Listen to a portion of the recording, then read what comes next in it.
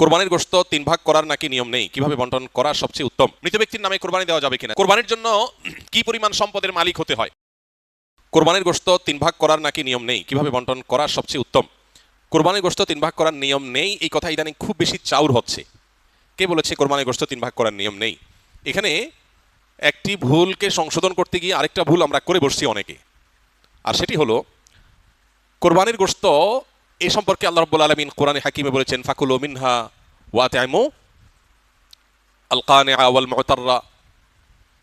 কোরবানি গোশত নিজেরা খাবে এবং সেই সাথে নিজের আত্মীয় স্বজন, গরিব, নিজের আত্মীয় স্বজন, প্রতিবেশী, বন্ধু বান্ধব, আপনজন তাদেরকে খাওয়াবে, আরেক ভাগ গরিব দুঃখী অভাবী মানুষদেরকে দিবে, অর্থাৎ তিন ভাগে ভাগ করবে। এটা মুস্তাহাব, ভালো। যে জিনিসটা আমাদের সমাজের সংশোধনযোগ্য সেটা হলো, সমাজের ভাগ নামে কোনো পশু থেকে থোক গোশত তুলে রেখে, 1/3 গোশত সরিয়ে রেখে মোড়ল মাতবররা তাদের মতো করে তারা বন্টন করেন। এটা একদিক থেকে তো ভালো দেখা যায় যে সামাজিকভাবে উদ্যোগ নিয়ে যদি বন্টন করা হয়, সব গরিবরা সমান হারে পাবে, উপযুক্ত মানুষদের ঘরে ঘরে পৌঁছে যাবে, এটা ভালো। এটা আসলেই ভালো তখন যদি শরিকদের কারোর কোনো আপত্তি না থাকে। সবাই যদি বলে হ্যাঁ ঠিক আছে, এটা খুব সুন্দর পদ্ধতি, আমাদের সবার কোনো দায় দাবি নাই, সবার তরফ থেকে একটা গরুতে 7 ভাগে কোরবানি দেওয়া যায়, 7 ভাগ থেকে বা যে কয় ভাগে আছে সবার তরফ থেকে টোটাল গোশতের 3 ভাগের 1 ভাগ রেখে এলাকাতে দায়িত্বশীল যারা আছেন, মুরব্বী যারা আছেন, গণ্যমান্য যারা আছেন, তাদের অধীনে ওলামায়ে কেরাম, ইমাম সাহেবদের মাধ্যমে পুরো এলাকাতে গরিবদের মধ্যে বন্টন করা হোক, আমাদের আপত্তি নাই। কারো যদি আপত্তি না থাকে কোনো অসুবিধা নেই, এটা ঠিক আছে। যেহেতু এই জাতীয় ক্ষেত্রে একজন মানুষ তার নিজস্ব কোনো আত্মীয় আছে, গরিব আছে দূরে, তাকে একটু বেশি করে দিবে বা তার মতো করে সে একটু বন্টন করবে, এই বিষয়গুলোর সুযোগ যেহেতু থাকে না ওই সমাজের ভাগ আলাদা করে তুলে ফেলার কারণে, এই জন্য এই বিষয়টা যদি কোনো শরিকদের কারোর আপত্তি থাকে তাহলে এটা উচিত না, তাহলে সেক্ষেত্রে তার হক নষ্ট হবে।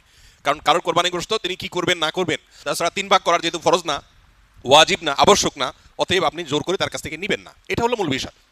অতএব খোলাসা কথা হলো, এই 3 ভাগের 1 ভাগ সমাজের ভাগ যেটা উত্তোলন করা হয়, এটা উত্তোলন করে যদি গরিবদেরকে পৌঁছানো হয়, আর যাদের কোরবানি তাদের যদি এটা নিয়ে কোনো আপত্তি না থাকে তাহলে কোনো অসুবিধা নাই, আদায় হয়ে যাবে সবার কোরবানি, এবং এটা কোনো গুনাহের বিষয় না, বরং সওয়াবের বিষয়। আর যদি কারোর আপত্তি আছে বলে মনে হয় তাহলে সেক্ষেত্রে এটা না করে তাকে স্বাধীনতা দেওয়া উচিত। তিনি 3 ভাগ করবেন না একটু কম বেশ করবেন, শরীয়ত যদি তাকে বাধ্যতামূলক করে নাই, অতএব সেটা তার উপর ছেড়ে দেওয়া উচিত। কিন্তু 3 ভাগ করে কিছুটা নিজে খাওয়া, কিছুটা আত্মীয় স্বজন, কিছুটা গরিব দুঃখীকে দেওয়া, এটা মুস্তাহাব, এটা ভালো, এটা করা উচিত। আমরা এখন একটা বাজে দৃশ্য দেখতে পাচ্ছি আমাদের সমাজে, সেটা হলো আমরা লক্ষ্য করছি যে অনেকেই কোরবানি গোশত সব নিয়ে ফ্রিজে তুলছেন। খুবই দুর্ভাগ্যজনক বাস্তবতা।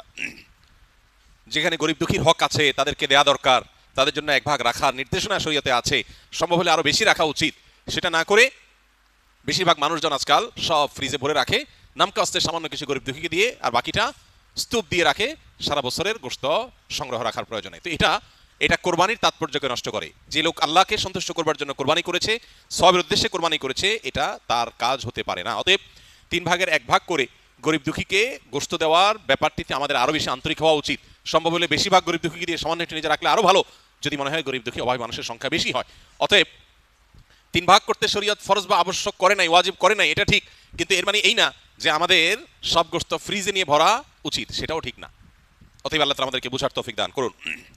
মৃত ব্যক্তির নামে কোরবানি দেওয়া যাবে কিনা? জি, মৃত ব্যক্তির নামে কোরবানি করা যাবে। আলী রাদিয়াল্লাহু তাআলা আনহু সহ অনেকের থেকে আমল প্রমাণিত। খুদ নবী আলাইহিস সালাম তার পিতা এবং মুসলমানদের পিতা ইব্রাহিম আলাইহিস সালামের তরফ থেকে কোরবানি করেছেন। মৃত ব্যক্তির তরফ থেকে কোরবানি করা শরিয়াত সম্মত। কোরবানির জন্য কি পরিমাণ সম্পদের মালিক হতে হয়?